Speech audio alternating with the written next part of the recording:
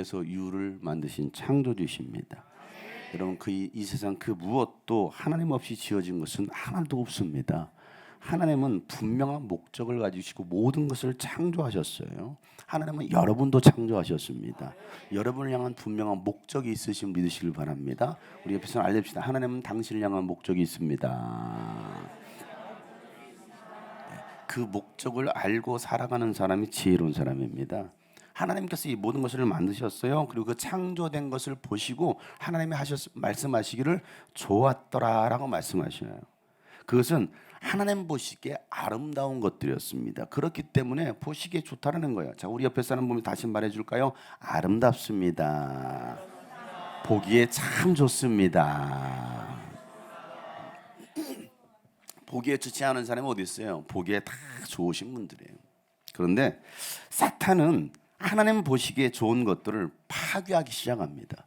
하나님과 인간과의 관계를 파괴하고요. 또 인간과 인간과의 그 관계를 파괴하는 자가 바로 사탄입니다. 이 사탄의 계략으로 에덴 동산의 평화도 파괴되었고 자연도 파괴되었습니다. 자라지 않아도 될 엉겅퀴와 가시덤불이 막 자라기 시작하는 거예요. 이 땅에. 왜? 이게 파괴된 자연입니다. 마태복음 13장 38절 39절 말씀 보면 밭은 세상이다. 좋은 씨는 그 나라의 자녀들이요 가라지는 악한 자들의 자녀들이다. 가라지를 뿌린 원수는 악마요 추수되는 세상 끝날이요 추수꾼은 천사들이다 라고 말씀하고 있어요. 이 땅에는요 하나님의 자녀들과 마귀의 사단의 자녀가 있습니다. 가라지는 뭡니까? 마귀가 뿌려놓은 그 마귀의 사단의 자녀들이라는 거예요. 세상 끝날에는 이 알곡과 가라지를 반드시 갈라서 알곡은 천국 창고에, 가라지는 지옥 불 속에 집어넣게 될 겁니다. 그날이 바로 마지막 심판의 때예요. 예수님의 재림의 때입니다. 예수님께서 이 땅에 오신 이유가 뭡니까? 죄의 문제를 해결하지 못해서 지옥 가게 될 영혼들을 구원하시기 위해서 예수님이 이 땅에 오셨습니다. 그래서 예수님은 이 요단강에서 침례를 받으신 다음에 복음을 전하셨는데 그 복음의 내용이 뭐냐면 바로 회개하고 복음을 믿으라예요. 마가복음 1장 15절 말씀이에요. 다 같이 한번 읽어보겠습니다. 시작. 때가 찼다. 하나님의 나라가 가까이 왔다. 회개하여라. 복음을 믿어라. 아멘. 여러분 오늘도 우리가 전해야 될 소식은 뭐냐면 마지막의 심판날이 이 하나님의 나라가 가까이 왔으니 회개하고 복음 대신 예수를 믿으라고 전하는 겁니다. 마지막 재림의 때, 이 마지막 심판의 때가 가까웠습니다. 그러니 당신들 회개하고 예수를 믿으십시오. 복음의 주가 되신 예수를 믿으라고 전하는 거. 복음은 누구든지 예수 이름을 부르면 구원받는 것입니다. 가난한 자나 부한 자나 배운 자나 못 배운 자나 남녀노소 할 것 없이 모든 백성에게 차별 없이 임하는 복음, 바로 예수를 통한 구원입니다.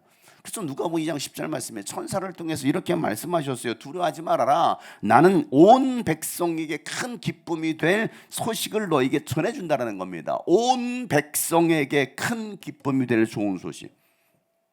모든 백성입니다. 모든 백성. 오늘도 이 복음이 여러분 가운데 선포되기를 축복합니다. 예수님은요 이 복음을 전하기 위해서 제자들을 부르셨어요. 제자는 어떤 사람입니까? 제자는 스승의 가르침을 받고 그대로 전수하는 사람을 우리는 제자라고 말합니다. 예수님의 제자가 되겠다고 따라왔던 많은 사람들 중에 특별히 예수님은요 12를 택하셨고 그들을 또 사도라고 부릅니다. 제자이면서 사도라고 불렀어요. 모두가 사도가 아니었습니다. 많은 사람들이 예수님의 제자가 되겠다라고 따라왔어요. 그리고 그들 중에 12명을 택하다는 거예요. 오늘도 이곳에 수만 명이 모였어요. 그런데 이 중에 12명을 세우시겠다는 거예요. 그 12명 안에 들고 싶으신 분 손 들어볼래요? 손 안 드신 분 나 뭔가 시킬까 봐 지금 그래서 손을 안 들죠? 제발 시키지 말라고. 그 수만 명 다 손들었을 거예요. 내가 12명 안에 들고 싶다. 자, 마가복음 3장 13절에서 15절 말씀이에요. 예수께서 산에 올라가셔서 원하는 사람들을 부르시니 그들이 예수께로 나왔다. 다 같이 시작. 예수께서 12를 세우시고 그들을 또한 사도라고 이름하셨다. 이것은 예수께서 그들을 자기와 함께 있게 하시고 또 그들을 내보내어 말씀을 전파하게 하시며 귀신을 쫓아내는 권능을 가지게 하시려는 것이었다. 아멘. 여러분, 예수님께서 12를 따로 세우신 이유가 어디 있어요? 그들과 함께 하시기 위함이었다는 겁니다. 내가 너희들과 함께 하길 원해. 그래서 12명을 따로 세웠어요. 왜? 수만 명과 함께 살 수 없잖아요. 같이 지낼 수 없잖아요. 그리고 이 함께 한다는 것은요, 삶을 공개하겠다는 거예요. 예수님의 삶을 공개하는 겁니다. 말로만 가르치는 것이 아니라 보여주는 삶의 교육을 하시겠다라고 예수님은 그 12명을 따로 사도로 불러주셨어요. 이 12 제자들과 함께 하시면서 그들을 보내고 말씀을 전파하게 하시고 또 귀신을 내어쫓는 권능도 그들에게 주셨습니다. 그러니까 이 12 제자는요, 특별한 사람들이었어요. 하나님께 특별히 불러 세우신 사람들이었습니다. 여러분, 학교 선생님의 가르침보다 더 큰 영향력 있는 가르침은요, 부모의 가르침입니다. 아무리 학교에서 선생님 가르쳐도 사실은 큰 영향력이 없어요. 자녀들은요, 집에서 부모의 말과 행동을 보고 배웁니다. 특별히 부모가 가르치지 않아도요, 그 부모가 하는 행동들을 보면서 그대로 합니다. 말로 하는 교육보다도요, 보여주는 교육의 힘이 더 크다라는 거예요. 그래서 예수님은 12를 따로 세우시고 택하셔서 그들과 함께하는 이 공동체 생활을 하십니다. 적어도 12명 같이 지낼 수 있잖아요. 한 집에서도 같이 지낼 수 있잖아요. 여러분, 초대교회를 보세요. 초대교회는요, 가정에서 모이는 공동체 교회를 시작했습니다. 예수님께서 12명의 제자들에게 집중하셨던 것처럼 소수의 인원에 집중하고 섬길 때 더 많은 영혼들을 구원하고 예수님의 제자로 삼을 수 있기 때문에 초대교회도 예수님 방식으로 똑같이 하더라는 겁니다. 사도행 2장 46절 47절 말씀, 그들은 날마다 한 마음으로 성전에 모이기를 힘쓰고 가정으로 돌아다니면서 집집이 돌아가면서 빵을 떼며 식사를 하며 순전한 마음으로 기쁘게 음식을 먹더라는 겁니다. 그리고 하나님을 찬양합니다. 예배합니다. 그랬을 때 그들은 모든 사람들에게 호감을 샀고 주님은 구원받는 사람을 날마다 그곳에 더해 주셨다라는 거예요. 여러분, 초대교회는요, 예수님의 제자 삼는 방법 그대로 한 교회였습니다. 예수님은 대중적 인기를 끌기 위해서 사람들을 모은 분이 아니셨어요. 오히려 사람들이 많이 모이면 예수님은요, 뭐합니까? 그들을 피하더라는 겁니다. 예수님을 그들의 왕으로 세우려고 했을 때 예수님은 그들을 피해서 외딴 곳으로 가시고 또 다른 마을도 가시더라는 거예요.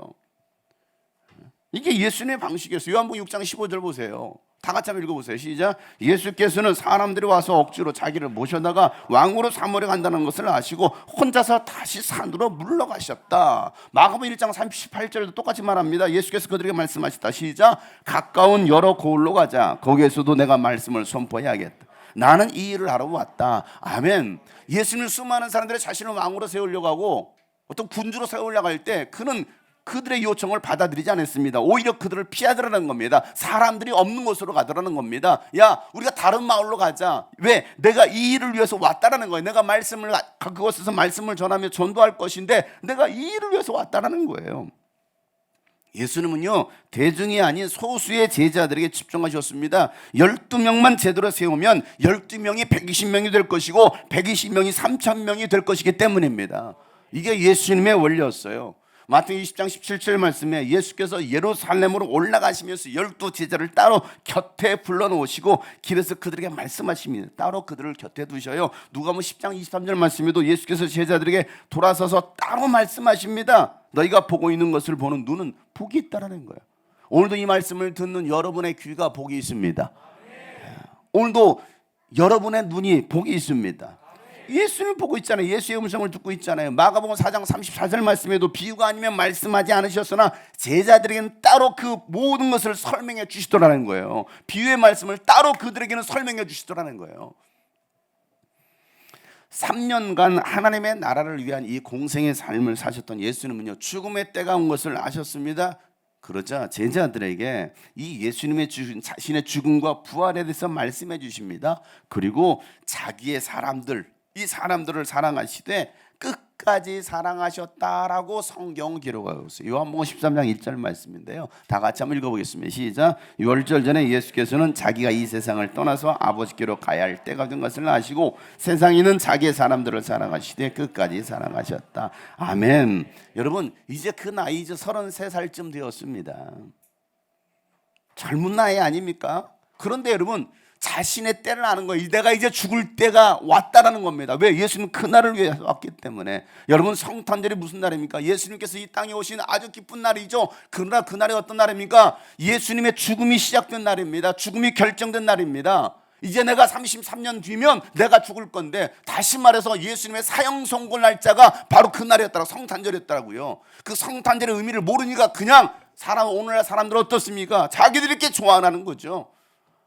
예수 안 믿어도 교회 안 다니도 자기는 이렇게 성탄절 크리스마스 케이크를 나눕니다. 파티를 즐깁니다. 24일 밤 얼마나 여러분 술집에 바글바글 사람들이 모입니까? 클럽에 모입니까? 예수님께서 이 땅에 왜 오셨는데, 죽으시러 오신 날인데도 그날의 의미를 모르니까 흥청망청 마시고 먹고 즐기고 있지 않습니까? 더 죄짓고 타락하고 있지 않습니까? 예수 믿는 사람들은 어떻습니까?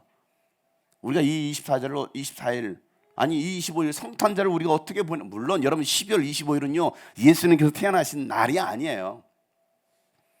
그것은 기독교에서 그냥 임의로 정한 겁니다. 기념하기 위해서. 12월 25일이 예수님이 탄생하신 날이 아니에요. 제가 태어나는 날은 음력으로 1월 15일 정월 대보일입니다. 여러분 기억하라고 알려드리는 거예요. 언제라고요?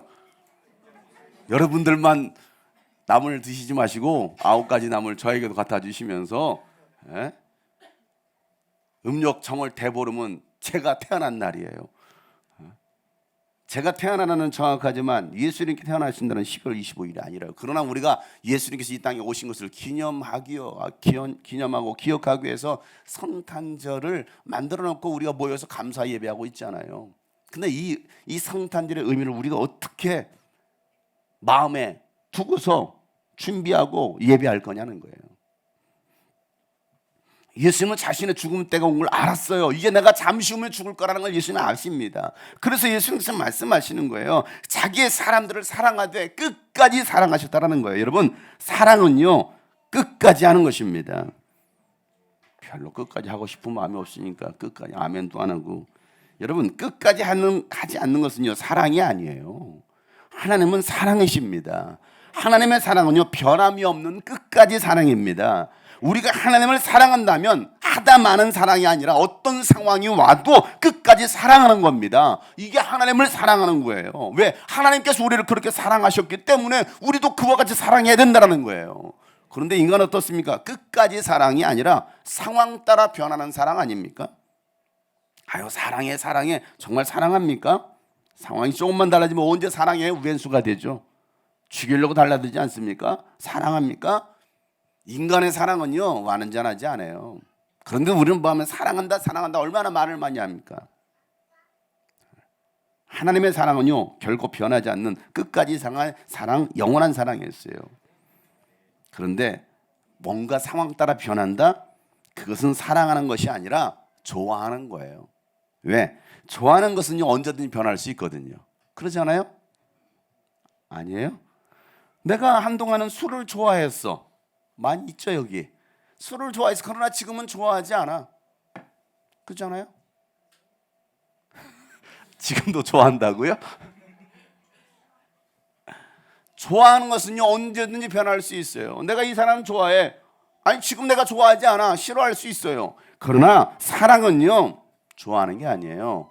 영원한 겁니다. 하나님을 사랑하지 않고 좋아하는 사람들, 그래서 상황 따라 변하는 사람들이 교회에 많더라는 거예요. 하나님 사랑한다며요. 그런데 왜 변합니까? 사랑한 것이 아니었어요. 하나님을 그냥 좋아했던 거예요. 종교적으로 좋아했던 겁니다. 그냥 교회가 좋은 겁니다. 하나님을 사랑한다면 변하지 않는 것입니다. 살아도 주를 위해서, 죽어도 주를 위해서, 사나 죽으나 오직 주를 위해서 사는 사람들이 진짜 사랑하는 사람들입니다. 적어도 우리 주님이 꿈꾸신 교회 다니는 성도들은 하나님을 진짜 사랑할 수 있길 바랍니다. 예수님은요 배신하고 떠났던 제자들을 다시 찾아와서 뭐라고 말씀하십니까? 사랑한다. 아까 여러분 찬양했나요? 사랑한다 내 아들아, 사랑한다 내 딸아 말씀하셨어요. 어떤 사람이 자신을 배신하는 사람을 찾아가서 사랑한다라고 다시 함께 일하자라고 말합니까? 그런 사람은 없습니다. 다시는 보지 않을걸요. 꼴도 보기 싫은데. 그런데 예수님은 그리 아시더라는 거예요. 사랑한다. 그리고 사랑한다 말씀하시면서 뭐 하십니까? 사명까지 주십니다. 내 어린 양을 먹여라 라고 사명까지 주시더라는 거예요. 이게 뭐예요? 끝까지 믿어주시는 거예요. 끝까지 믿어주시는 거예요. 그 끝까지 믿어주시는 예수님의 제자 훈련 방식이 뭐냐? 목자의 삶이라는 겁니다. 하나님은 여러분을 목자로 부르셨어요.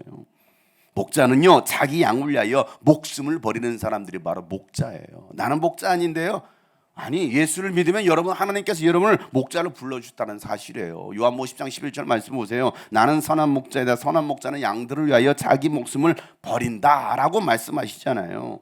예수님은요, 제자들을 위해서 또 저와 여러분을 위해서 자기 목숨을 버리셨습니다. 예수님의 이 사랑의 희생이 있었기 때문에 오늘 우리가 구원받아서 하나님의 자녀가 된 것입니다. 그것을 우리는 감사할 줄 알아야 되는데, 여러분 1년을 돌아보면서 얼마나 감사하십니까? 우리는 얼마나 감사가 있나요? 우리를 구원해 주신 그 하나님의 사랑에 대해서. 그 사랑에 감사, 여러분 얼마나 대가를 치르십니까? 사랑에는요, 반드시 희생과 헌신이 따르게 되어 있습니다. 부모는요, 자녀를 사랑하기 때문에 희생하면서 헌신하는 거야. 아니야? 니들? 엄마가 나한테 해준 게 뭐 있어? 나야. 뒤돌아보면서 바로 아빠 있잖아. 아빠가 나한테 해준 게 뭐 있어? 모르는 거죠. 자녀들은요, 부모의 사랑을 몰라요. 그러니까 원망하고 불평하니까 짜증내죠. 여러분, 교회를 사랑하면요, 교회를 위해서 희생하고 헌신하는 겁니다. 내가 정말 교회를 사랑하면 나의 희생과 헌신의 정도가 사랑의 정도예요. 내가 얼마나 사랑하느냐, 그 사람의 희생과 헌신을 보면 보입니다. 고린도후서 5장 15절 말씀에, 그런데 그리스도께서 모든 사람을 위하여 죽으신 것은, 이제부터는 다 같이 시작, 자기 자신들을 위하여 살아가도록 하는 것이 아니라 자기들을 위하여 죽으셨다가 살아나신 그분을 위하여 살아가도록 하려는 것입니다. 아멘. 이 은혜가 여러분 가운데 있기를 소망합니다. 이걸 지금 우리가 신앙으로 믿음의 고백이 되었으면 좋겠어요. 여러분, 예수님의 사랑을 직접 경험하고 예수님의 부활을 목격한 제자들의 삶은요, 완전히 달라졌어요. 배신자에서 헌신자로, 도망자에서 순교자로, 기회주의자에서 충성자로 바뀌었습니다. 그들이 부활하신 예수를 만나고 나니까, 하나님의 사랑을 정말 제대로 경험하고 나니까 인생이 완전히 달라지더라는 거예요. 근데 왜 우리는 예수를 믿어도 인생이 완전히 달라지지 않을까요? 왜 도루묵이 될까요? 왜 했다가 또 뒤엎어버릴까요? 옆에 사람 보세요. 내 얘기입니다. 한마디 해주세요. 남 얘기가 아니고 내 얘기 아닐까요? 여러분, 예수님과 함께 3년을 같이 살았지만 말씀을 제대로 깨닫지도 못하고 믿음도 없었고 여전히 세상의 것을 구하면서 싸우고 있는 그 제자들을 예수님은 책망하시고 막 혼내시기보다는요, 포기하신 것이 아니라 그들을 끝까지 믿어주시고 기회를 주시더라는 거예요. 이게 예수님의 방법이었습니다. 왜? 사랑에는 믿음이 따르기 때문에 그래요. 내가 사랑한다, 그 말은요, 그 사람을 믿는다라는 겁니다. 이 믿음이 없었다라고 한다면 제자들도 다시 돌아오지 못했을 거예요. 예수님에게 이 사랑과 이 믿음이 있었어요. 나는 너희들을 끝까지 사랑한다. 나는 너희들을 끝까지 포기하지 않는다. 여러분, 예수님도 포기하지 않는데 왜 우리는 포기할까요? 하나님은요, 여러분에게 이 믿음을 가지고 계십니다. 비록 지금 우리의 모습이 완벽하지 못하고 또 부족한 것 투성이고 실수도 많이 하고 넘어지기도 하지만 하나님은 여전히 여러분을 신뢰하고 계십니다.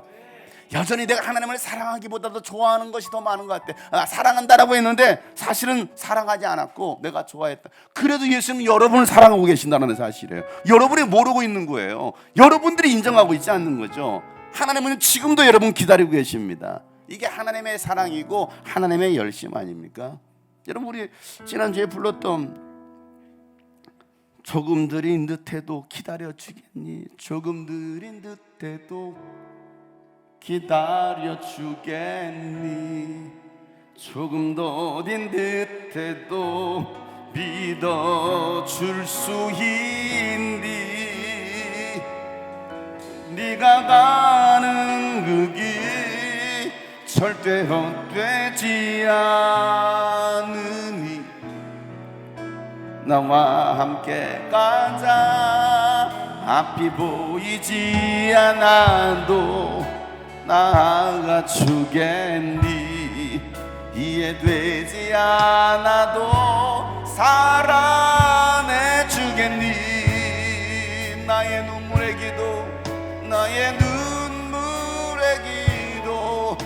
잊지 않고 있으니 나의 열심으로 이루리라. 조금 느린 듯해도 기다려 주겠니. 조금 더딘 듯해도 믿어줄 수 있니. 네가 가는 그 길 절대 헛되지 않으니 나와 함께 가자. 앞이 보이지 않아도 나아가 오늘 주님께서 말씀하십니다. 이해되지 않아 믿음으로 살아내주겠니. 너의 눈물의 기도를 내가 잊고 있지 않다. 너의 눈물의 기도 잊지 않고 있으니 나의 열심으로 이루리라. 예수님은 우리를 향해서 여전히 참고 포기하지 않고 기다려주시는데 왜 우리는 포기할까요? 왜 우리는 기다려주지 못할까요? 왜 우리는 그들을 향해서 더 여러분 믿어주지 못할까요? 예수님은 여전히 우리를 믿어주고 계시는데 뭐 잘해서요? 뭐 얼마나 잘했어요? 솔까말 솔직히 까놓고 말해봐요. 뭐 얼마나 잘했어요 여러분? 이 시간도 졸고만 있는데 하나님의 말씀이 귀에 안 들어오는데 1년을 돌아보세요. 뭐 했어요? 또 책망한다고 뭐라고 하지 마세요. 인간의 입장에서 그럴 수 있어요. 네 한 게 뭐 있는데. 그런데 예수님은 이렇게 말씀하시지 않는 거예요. 조금 느린 듯해도 기다려주겠니. 조금 더딘 듯해도 믿어줄 수 있니.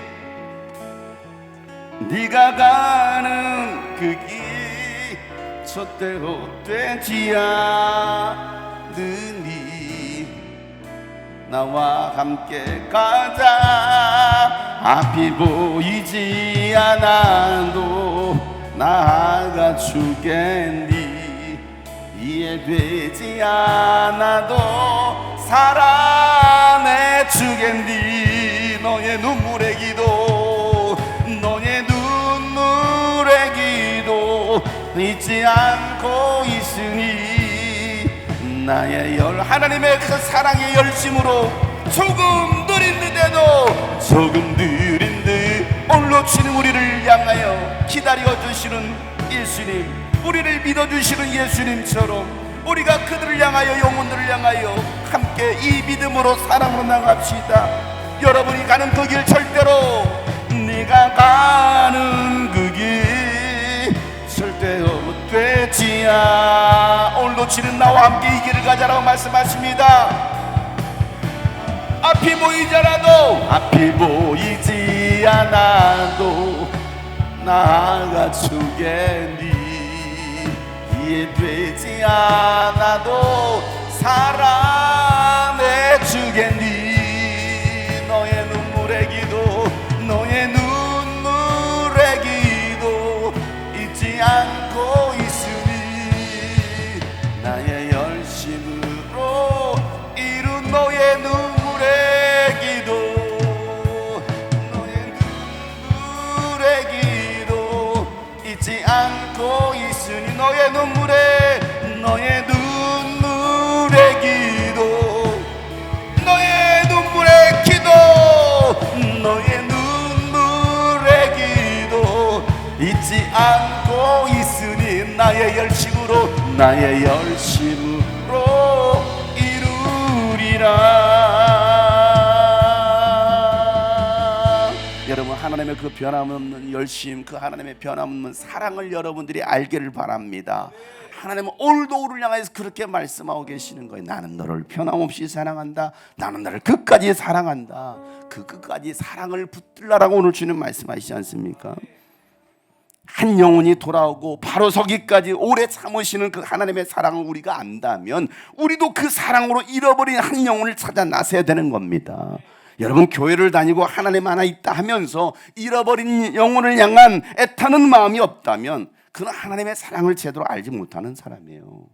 하나님 사랑 안에 거하지 않는 사람입니다. 예수님은 하나님의 사랑 안에 거하라, 내 사랑 안에 거하라라고 예수는 말씀하셔요. 요한복음 15장 9절 말씀에 아버지께서 나를 사랑하신 것 같이 나도 너희를 사랑하였다. 너희는 내 사랑 안에 머물러 있어라 라고 예수님 말씀하시잖아요. 그 사랑을 알았던 요한은 또 뭐라고 말합니까? 요한일서 4장 16절 말씀에 우리는 하나님이 우리에게 베푸신 사랑을 알았고 또 믿었습니다. 하나님은 사랑이십니다. 사랑 안에 있는 사람은 하나님 안에 있고 하나님도 그 사람 안에 계십니다라고 요한이 말하고 있어요. 왜? 하나님의 사랑을 알았거든요. 하나님의 사랑을 경험한 요한은 이와 같이 고백하는 거예요. 바울도 그 사랑을 경험했습니다. 자신이 얼마나 큰 죄인인지 철저히 깨달았습니다. 그래서 용서받을 수 없었던 죄인이 용서받은 그 은혜의 감격을 나는 사명으로 살아내리라라고 그는 고백하는 거예요. 사도행 20장서 24절 말씀에 나의 달려갈 길과 주 예수께 받은 사명 곧 하나님의 은혜의 복음을 증언하는 일을 다 하기만 하면 나는 내 목숨이 조금도 아깝지 않습니다. 자신의 목숨 무엇을 했습니까? 하나님의 사명을 했었다는 거예요. 예수 그리스도의 사명을. 여러분의 목숨 누구를 위하여 무엇을 했으십니까? 여러분 한 주간 여러분의 목숨 무엇을 위하여 여러분 열심히 사셨습니까? 바울은 한 영혼을 위하여 예수님처럼 목숨도 아까워하지 않고 믿음에 흔들리거나 떠난 영혼들을 생각할 때마다 눈물로 기도하고 눈물로 복음을 선포합니다. 마치 여인이 해산의 수고를 겪듯이 그리스도의 형상이 이루어지기까지 한 영혼을 세우기 위하여 뼈를 깎는 그 고통을 견디면서 그는 복음을 전한다라고 고백해요. 갈라디아서 4장 19절 말씀에 나의 자녀 여러분, 난 여러분 속에 그리스도의 형상이 이루어지기까지 다시 해산의 고통을 겪습니다. 나의 우리 주님이 꿈꾸신 교회 성도 자녀 여러분, 나는 여러분 속에 그리스도의 형상이 이루어지기까지 다시 해산의 고통을 겪습니다. 한 사람을 세운다는 것은 이와 같이 힘든 일이에요. 자녀를 낳으신 분들, 자녀를 낳는 게 여러분 얼마나 힘듭니까? 교회를 그리스도의 몸으로 세워가는 일은 결코 쉬운 일이 아닙니다. 그렇다고 여러분 포기합니까? 여러분 자녀들 키우는 게, 지금 자녀들 키우는 우리 부모들이 있어요. 그 자녀들 키우는 게 어렵다 여러분 포기합니까? 애들 버립니까? 엊그제 뉴스 보니까 어떤 부모는 그 자식을 버렸더만. 그건 부모가 아니죠. 아무리 힘들어도 내 자식을 포기할 수가 없는 거예요. 아무리 말을 듣지 않아도 내 자식만큼 포기할 수 없는 거예요. 우리 부모들의 전화가 옵니다. 목사님, 사모님, 우리 애 때문에 얼마나 힘든지 몰라요. 말을 안 들어요. 걔 전화 와. 여기 전화 안 온 자녀들, 부모들 거의 없어요. 어떻게 하면 좋겠느냐고. 조금만 더 기다리세요. 하나님께서 고쳐 쓰실 것입니다. 부모들은요, 그 자식이 그렇게 말을 듣지 않고 속썩여도 포기할 수 없으니까 애타는 마음 가지고 그 고통 가운데 눈물로 호소하는 것처럼 하나님은 결코 여러분을 포기하지 않으셨어요. 포기하면 열매가 없지만 인내하면 30배, 60배, 100배 열매를 거둡니다. 예수님은요, 열매 맺지 못하는 나무에 대한 비유로 어떤 사람이 자기 포도원에 무화과 나무 한 그루를 심은 이야기를 말씀하십니다. 여러분, 포도원에 무화과 나무 한 그루를 심었다는 것은요, 그 무화과의 열매를 따기 위해서 그 나무를 심었다는 겁니다. 그래서 3년이 되었어요. 왜? 무화과 나무는 3년 되면 따거든요. 사과나무도 3년 기르면 땁니다. 저희가 과수했기 때문에 잘 알죠. 그런데 3년이 되었는데도 무화과 나무에서 열매를 따려고 했지만 열매가 없는 거, 잎은 무성한데. 그래서 화가 난 중에는요, 이 무화과 나무를 캐내려고 합니다. 열심을 내지 못하는 나무는, 열매를 내지 못하는 그런 나무는 땅만 차지할 뿐 쓸모없는 나무라는 거예요. 그래서 캐내려고 하자 포도원 지기가 주인에게 1년만 더 기다려달라는 거예요. 1년 동안 자기가 땅도 파고 거름도 주고 해서 열매를 맺게 해보겠다는 겁니다. 그렇게 했는데도 열매가 없다면 그때 가서 찍어버리라는 거예요. 그래도 늦지 않으니까 1년만 더 기다려달라는 거예요. 여러분, 이 비유는 어떤 비유입니까? 회개하지 못하고 열매 맺지 못하는 유대인들과 종교들을 향한 비유의 말씀이었습니다. 오늘날 교회를 다니고 있지만 예수를 믿는다고 하지만 회개하지 못하고 열매 맺지 못하고 있는 종교인들, 기독교인들을 향해서 예수는 비유로 말씀하시는 거예요. 마땅히 열매를 내야 될 사람들이 열매를 맺지 못할 때는 추수할 때 찍어버리겠다는 하나님의 말씀입니다. 왜? 3년이 됐잖아요. 열매를 내야 되잖아요. 사역한 지 3년 됐습니까? 열매를 내어놔야죠. 근데 여전히 땅만 버리고 있습니까? 그 자리만 차지하고 있습니까? 쓸모없는 나무라는 겁니다. 그런데 여러분, 그 하나님의 말씀에 1년만 더 기다려달라는 거예요. 누가? 포도원지기가. 그럼 여러분, 1년만 더 기다려달라는 그 포도원지기는 누굽니까? 예수님이에요. 예수님이 무화과 나무를 1년만 더 돌보겠다라는 겁니다. 예수님께서 여러분들을 1년만 더 돌보겠다라는 거예요. 그래도 열매를 맺지 않으면 그때 찍어내 버리라는 겁니다. 이게 예수님 말씀이에요. 예수님은요, 여전히 기다려 주십니다. 1년을 더 참아내시는. 근데 여러분, 그 1년을 계속 1년 계속 연장하시겠습니까? 언제까지 1년을 연장하시길 원하시나요? 그렇게 너무 여러분 시간이 안타깝지 않아요? 여러분, 그러다가 여러분 먼저 죽을 수 있어요, 여러분. 그렇잖아요. 태풍이 와가 여러분 먼저 나무가 끊어질 수 있다니까. 저희 사과나무 많이 끊어진 거 많이 봤어요. 많이 뽑힌 거 봤어요. 태풍이 지나가니까 그냥 사과나무가 통째로 뽑혀버려요. 가지가 쫙쫙 찢어져 버립니다. 열매 따기 전에. 아니, 기다려줬는데 그러기 전에 여러분 찢어질 수 있다니까요. 그러니까 자만하지 말고 교만하지 말고 게으르지 말자고요. 게으르지 맙시다. 게으르지 맙시다. 그러다가 찢어지는 수가 있어요. 예수님은 또 기다려 주셨는데. 누가복음 13장 8절 9절 말씀이죠. 그러자 포도원지기가 그에게 말하였다. 주인이 올해만 그냥 두십시오. 그동안 내가 그 둘레를 파고 거름을 주겠습니다. 그렇게 하면 다음 철에 열매를 맺을지도 모릅니다. 몰라요. 맺을지도 몰라. 그때 가서 또 열매를 맺지 못하면 찍어버리십시오. 오늘도 주님은 여러분들이 혹시 1년 뒤에 맺을까? 혹시 그래서 또 여러분이 또 말씀하시고 또 경쟁하시고 또 여러분 막 축복과 위로와 책망과 권면으로 막 여러분을 막 해보시는 거예요. 그런데도 전혀 달라지는 게 없다. 열매가 없다. 그때 하나님 찍어내도 상관없습니다. 여러분, 오늘 우리에게 이 포도원지기의 마음이 있어야 됩니다. 기다려주시는 그 예수님의 마음이 있었기에 오늘 우리가 구원받을 수 있었던 겁니다. 여전히 우리를 참아주시고 기다려주시고 기회 주시는 예수님이 계셨기 때문에 그래도 우리가 사명 감당할 수 있는 거 아닙니까? 잘한 게 없는데, 그죠? 뭐 얼마나 잘했어요? 잘한 게 없어. 그런데 여전히 우리를 기다려주시는 예수님. 여러분이 인내하고 기다려줘야 될 제자는 누구입니까? 여러분이 세워가야 될 12명의 제자는 누구입니까? 예수님이 12명의 제자를 세우는 일에 인내하시면서 끝까지 사랑하시고 훈련시키셨던 것처럼 우리도 예수님처럼 이 제자 삼는 일에 삶을 드릴 때 반드시 열매를 거두게 하실 것입니다. 그러기 위해서 우리에게 필요한 것이 바로 예수님의 그 은혜 안에 굳세어지는 거라는 거죠. 바울은 디모데에게 이렇게 권면합니다. 그러므로 내 아들이여 그리스도 예수 안에 있는 은혜로 굳세어지십시오. 그대가 많은 증인을 통하여 나에게서 들은 것을 믿음직한 사람들에게 전수하고 그러면 그들이 다른 사람들을 또한 가르칠 수 있을 것이다 라고 말하고 있습니다. 오늘 본문 말씀 아닙니까? 내가 은혜 안에 머물 때 믿음직한 12 제자를 세울 수 있고 그들이 또 다른 사람들을 가르치는 12, 120, 3천의 비전을 이루게 된다라는 거예요. 이 은혜가 여러분 가운데 있기를 소망합니다.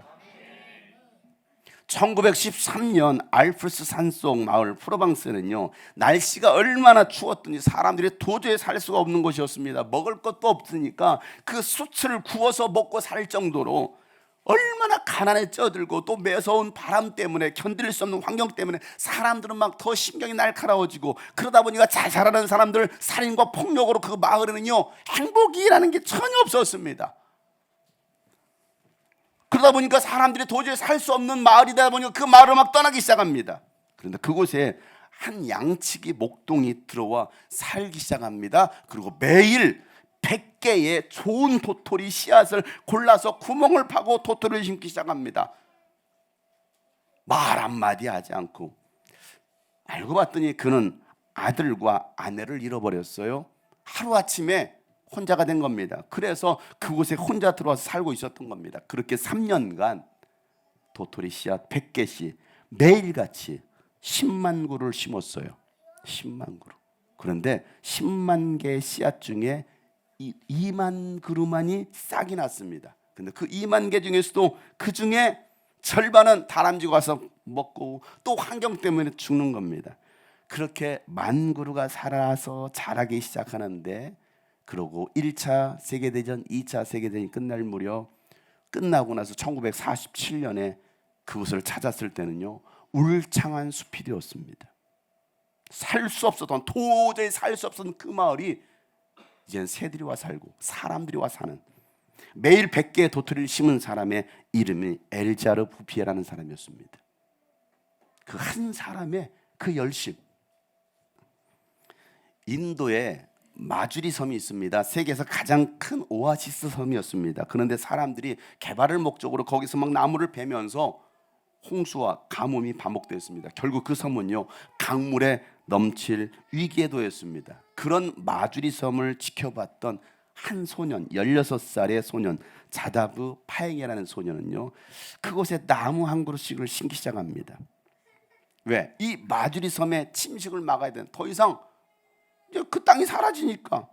그래서 그의 인생의 목표는 뭐냐면 이 섬을 내가 지키겠다라는 거였습니다. 그때부터 매일 한 그루의 나무를 심기 시작합니다. 16살 한 청년이 그렇게 매일 한 그루씩 37년 동안 여의도 면적 2배인 170만 평의 나무를 심습니다. 그리고 마침내 침수되어 사라진다는 이 마주리 섬은요, 울창한 숲이 됩니다. 어느 누구도 상상하지 못했던 37년 동안 한 사람이 나무를 심기 시작해서, 지난주에 내년에 선교를 위해서 대만을 다녀왔어요. 짧은 3박 4일 동안이었죠. 타이베이를 시작으로 북에서 남, 그리고 산지까지, 여러분 3박 4일 동안 1000km를 넘는 거리를 제가 밟았어요. 현지 선교사님이 제가 온다고 그 지역 교회 현지 목회자들에게, 대만 현지인들 목회자들에게 제가 제 명함과 또 유스비언 소개 영상을 미리 보내셨습니다. 그래서 제가 가기도 전에 저를 보면은 뭐라고 말을 하냐면, 언제 와서 사역해 주십니까? 며칠 나오실 거예요? 그러면서 잔뜩 기대감을 갖고 계시다는 거예요. 이미 한 원주민 교회는요, 1월 29일과 30일은 자기네 지역 교회부터 와주셔야 됩니다 하면서 날짜를 이미 다 정해놨어요. 그러면서 어떤 사역을 하고 계시는지, 어떻게 도와야 되는지 내가 보러 갔다가 이미 그 현지 교회 목회자들은요, 제가 오는 것을 아예 확정을 짓고 준비하고 있다라는 거예요. 남부 지역의 신원교회를 제가 방문했는데 저에게 보여줄 게 있다면서 해안가로 데려가는 거예요. 해안가에는요, 숲이 우거져 있었습니다.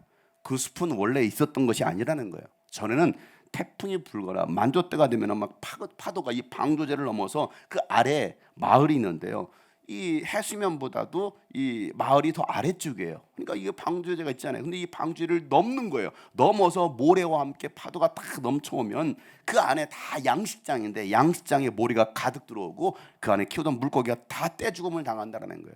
도저히 살 수 없는 그런 마을 환경, 매년. 그래서 대만에서 가장 큰 양계장 사업을 하시는 그 신원교회 장로님이 어떻게 우리 마을을 살릴 수 있을까 생각하다가 해안가에다가 나무를 심어야겠다, 그래야 파도가 안 넘어올 것이다라고 주장을 했습니다. 나무를 심자, 나무를 심자. 그런데 아무도 믿어주지 않는다는 거예요. 마을에서도 또 정부 기관에도 모든 사람들이 안 된다라는 거예요. 무슨 바다에다가 나무를 심냐, 이런 생각이. 바다에다 나무를 심어요. 모래 위에다 나무를 심는 거예요. 여러분, 모래에다 나무를 심을 수 있어요? 안 된다라는 거예요. 아무도 안 된다라는 거예요. 자, 그런데도 장로님은 2018년도부터 나무를 심기 시작합니다. 그리고 이제는 몇 개 교회가, 오히려 교회들이 나서가지고 연합해서 나무를 심기 시작했습니다. 그리고 놀라운 일이 일어났습니다. 나무가 자라기 시작하는 거예요. 그리고 나무 심은 자리에 이 모래가 쌓이면서 바다가 육지가 돼요. 원래 바다였는데 그것도 수십만 평이 바다가 육지가 되기 시작합니다. 그래서 없던 수만 평의 땅이 간척이 되었어요. 뭐함으로? 나무를 심으로. 나무를 심음으로 그 사실이 알려지면서 대만의 방송에 소개가 되고 정부 기관에서도 이제는 전국 해안, 이 대만은 전부 다가 다 이렇게 생겼잖아요. 그러니까 다 바다잖아요. 그러니까 이젠 정부 차원에서 전국 해안가에 나무를 심자, 이런 사업을 진행하기 시작합니다. 한 사람의 헌신으로 나라가 바뀌기 시작한 거예요.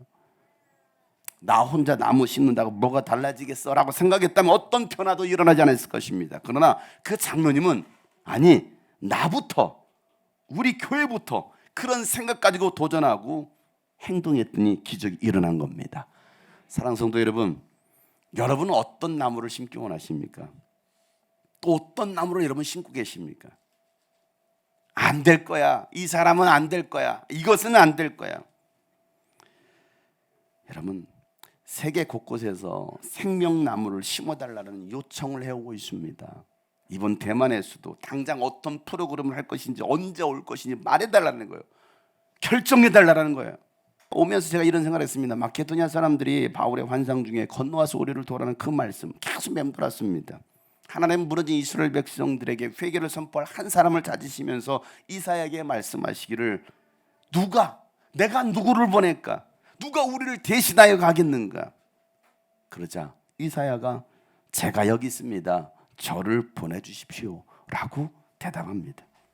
오늘도 누가 하나님을 대신해서 갈 것이냐? 오늘도 하나님은 사람을 찾고 계십니다. 이 민족교회를 깨울 한 사람, 세계 열방교회를 깨울 한 사람, 그 사역을 위해서 유스비전 선교를 시작하게 하셨고 주님의 꿈꾸신 교회를 개척하게 하셨습니다. 여러분, 이 유스비전 선교는요 18년 동안 민족 구원과 세계 복음화를 위해서 달려왔습니다. 그리고 우리 주님이 꿈꾸신 교회도 다음 세대를 살리고 한국교회 영성을 깨우기 위해서 15년간 쉼없이 달려왔습니다. 이 귀한 사명을 위해 저와 여러분을 불러서 세우셨어요. 저는 오늘도 이 한 그루의 나무를 심습니다. 12그루 나무를 심습니다. 3,000그루의 울창한 숲을 바라보면서 오늘 저는 또 한 그루의 나무를 심습니다.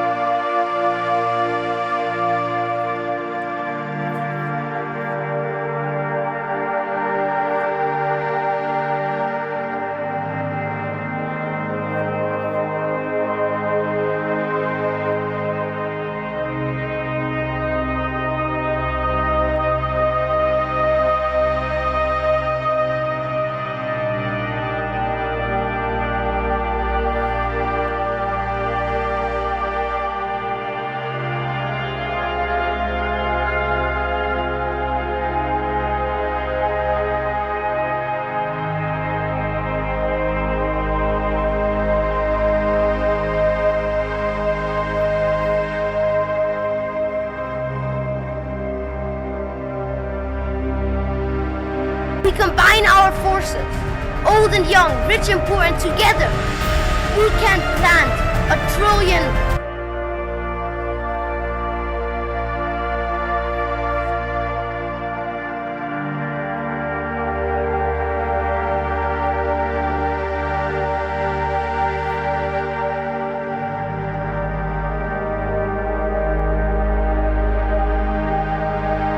여기까지 물이었었는데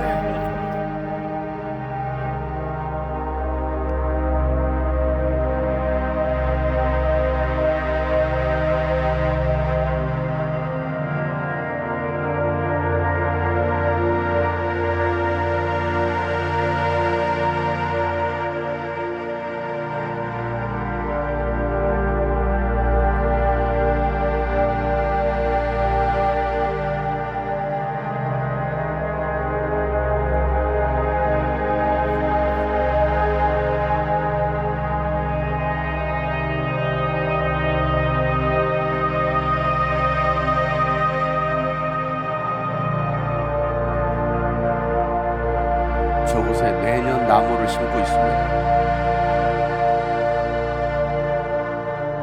이번에도 250그루의 야자수를 심었어요. 야자수 나무를 심었습니다. 230그루가 살아남았답니다. 모두가 안 된다라고 했어요. 그런데 한 사람의 도전으로 저 땅이 간척이 되고 사람들이 살 수 있는 풍요로운 도시가 되기 시작합니다.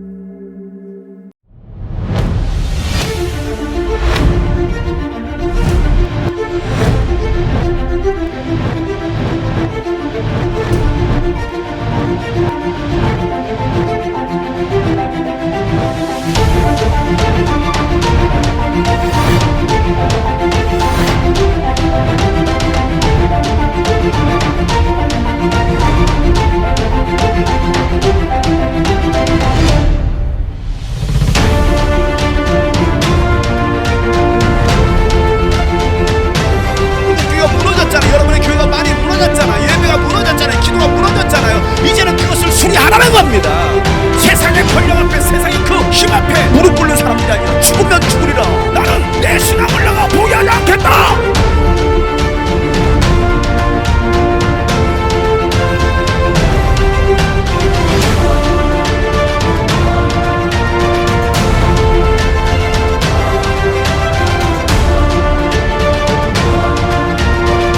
강력하게 추천을 합니다. 백문이 불여일견이고 일단 오세요. 청소년들, 청년들 오세요. 너무 좋습니다. 유수비전 가봐. 유수비전만큼 좋은 데가 없어. 꼭 가봐. 강추야 강추. 몸과 마음이 지친 구역자, 사역자, 교사들은 필수 코스입니다. 꺼진 불을 이제 다시 지피울 수 있다면 오세요.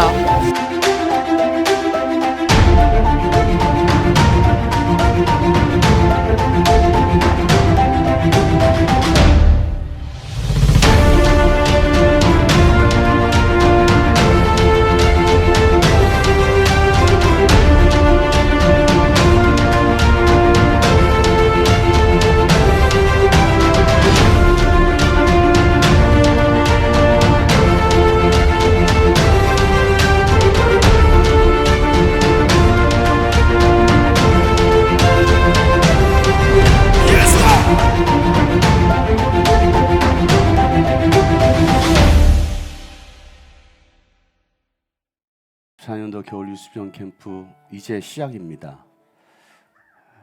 하나님은 여러분을 통해서 이 땅에 12그루의 나무를 심기를 원하십니다. 그러면 그 12그루의 나무가 120그루가 될 것이고 3000그루가 될 것입니다. 안 된다고 합니다. 사람들은. 되겠어? 교회 무슨 부흥이 일어나, 무슨 전도가 돼, 그렇게 말하는 사람은 어떤 일도 못합니다. 그러나 할 수 있어, 나부터 하면 돼 라고 생각하고 다시 시작하는 사람을 통해서 하나님은 그 일을 진행하십니다. 그래서 오늘도 하나님은 그 한 사람을 찾고 계시더라는 겁니다. 하나님의 나라를 세울, 하나님의 나라를 확장할 그 한 사람, 그 일을 누가 하겠느냐, 누가 나를 대신해서 가겠느냐 라고 주님 부르실 때에, 주님 제가 여기 있습니다, 나의 삶을 드립니다, 주님 나를 써주세요. 하나님은 그 사람을 통해서, 그 한 사람을 통해서 위대한 하나님의 그 기적을, 푸른 산을 만들어 가실 겁니다. 오늘도 그 부르심에 우리가 다시 결단하며 헌신하며 순종하며 나아가는 시간, 하나님의 부르심에는 고백합니다. 하나님의 부르심에는 후회하심이 없네. 내가 이 자리에 선 것도 주의 부르심이라. 하나님의 부르심에는 결코 실수가 없네. 나를 부르신 하나님의 신실하심을 믿네. 작은 나를 부르신 뜻은 나는 알 수 없지만 오직 감사와 순종으로 주의 길을 가리라.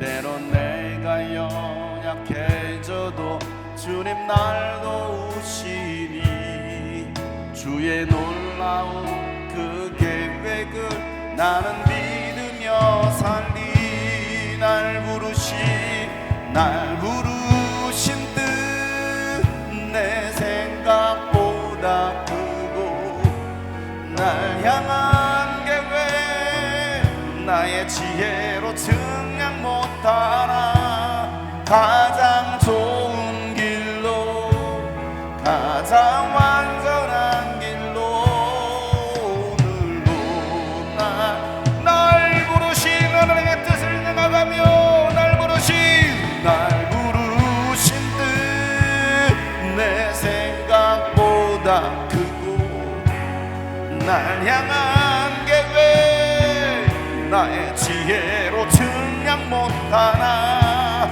가자. 그렇습니다. 정말 하나님의 부르심에 순종하며 하나님의 나라를 세우는 일에 12그루의 나무를 심는 일에 하나님 내가 헌신하기를 원합니다. 다시 주 앞에 나가기 원합니다. 나를 받아달라고 나같이 한번 통성으로 우리가 기도합니다. 하나님 아버지요, 나를 통하여 12그루의 나무가 심어지길 원합니다. 하나님 그 12그루의 나무를 심기 원합니다. 하나님 120그루 3,000그루의 울창한 숲을 보는 날이 오기를 소망하며 날 부르신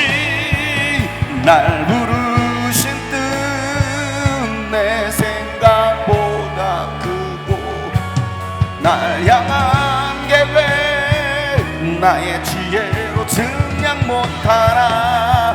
가장 좋은 길로 가장 완전한 길로 오늘도 날 이끄시.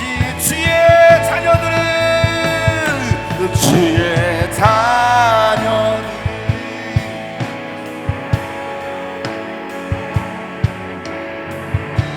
환상을 보게 하소서. 한 손엔 복음 들고 한 손엔 사랑을 들고 하나님 이 땅에 그리스도의 계절이 오게 하여 주옵소서. 푸른 숲을 보게 하여 주옵소서. 주의 자녀들은 주의 자녀들이 예수의 꿈을 꾸고 인류 구원의 완상을 보게 하소서. 한 손엔 복음 들고 한 손엔 사랑을 들고 그렇습니다. 그 주님의 부르심에 순종하며 결단하며 나가기 원합니다. 주 앞에 두 손 높이 들고 주의 자녀들이여 주의 자녀들이 예수의 꿈을 꾸고 인류 구원의 완상을 보게 하소서. 한 손엔 복음 들고 한 손엔 사랑을 들고 온 땅 구성 누비는 나라 되게 하소서. 하나님 주님의 부르심에 거룩한 손을 듭니다. 하나님 내가 여기 싸우니 나를 받아 주시옵소서. 나의 든 손을 받아 주시옵소서. 나의 손을 잡아 주시옵소서. 나를 사용하여 주시옵소서. 하나님 2023년도 우리에게 한 해를 맡겨주시고 하나님 우리에게 귀한 사명을 주셨음에도 불구하고 정말 우리가 그 주님 앞에 충성을 다하지 못했음을 회개하며 다시 주님께서 나에게 주신 그 기회를 붙들고 하나님 아버지 정말 나무를 심는 일에 12그루를 심는 일에 하나님의 나라를 세우는 일에 온전히 쓰임받고 우리의 삶을 드리는 우리 하나님의 충성된 헌신자들 되도록 축복하여 주시옵소서. 하나님 저희들을 통해서 정말 이 민족이 구원받고 세계 열방이 하나님 아버지 주께로 돌아온 일에 하나님 우리 주님이 꿈꾸신 교회가 유수비전 선교가 수임받기를 원합니다. 하나님 아버지 2023년 겨울 유수비전 캠프를 준비합니다. 이제 시작합니다. 함께 기도하고 함께 헌신하며 함께 나라를 세울 수 있도록 우리 모든 성도들을 사용하여 주시옵소서. 악한 영에 하나님 미혹당하지 않게 하시고 시험에 들지 않게 하시고 더욱 깨어 기도하는 우리 모든 성도들 되게 하여 주시옵소서. 하나님 모든 사역을 방해하는 모든 어둠의 영들은 나사는 예수를 복귀받고 떠나갈지어다.